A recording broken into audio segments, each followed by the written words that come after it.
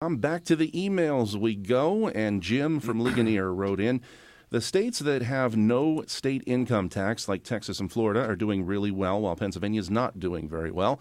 Why not eliminate the state income tax and see Pennsylvania grow? Yeah, I'm not sure I'd pin that on the income tax. Texas has a really high sales tax. They don't exempt food or clothing, and they give local municipalities the ability to add to the 6.5% state sales tax. So my sister lives in Austin. I think she pays 8.5% sales tax.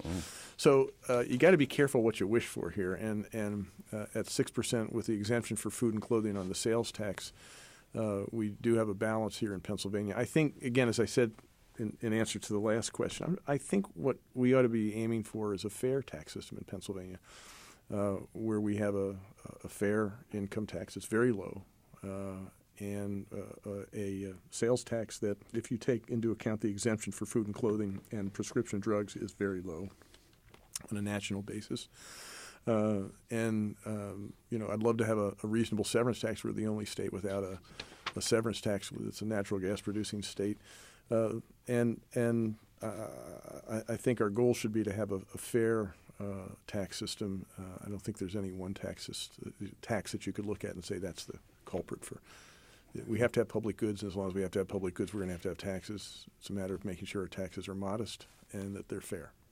In the many years that I've hosted this show with numerous governors, every once in a while you discover a trend among the listeners, and people organize and they all write in on one subject. A lot of times, frankly, it's the unions that do it.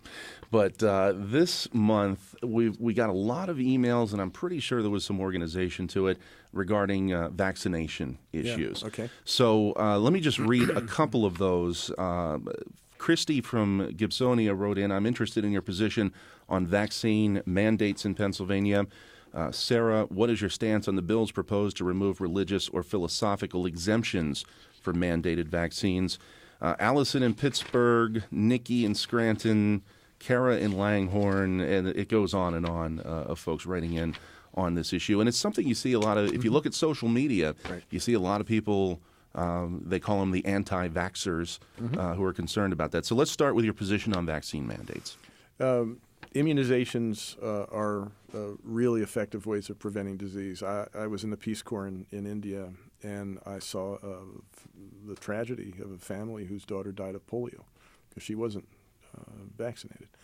And we take for granted a lot of the things that we have in our society, the medical advances that have been made from immunizations. So I understand that there is some concern about the injuries that could be caused just by the process of getting the vaccination. I have so far seen little indication that those concerns are real, and I've seen no indication that the problems that come from immunizations outweigh the huge social and medical benefits that we get from a healthier society.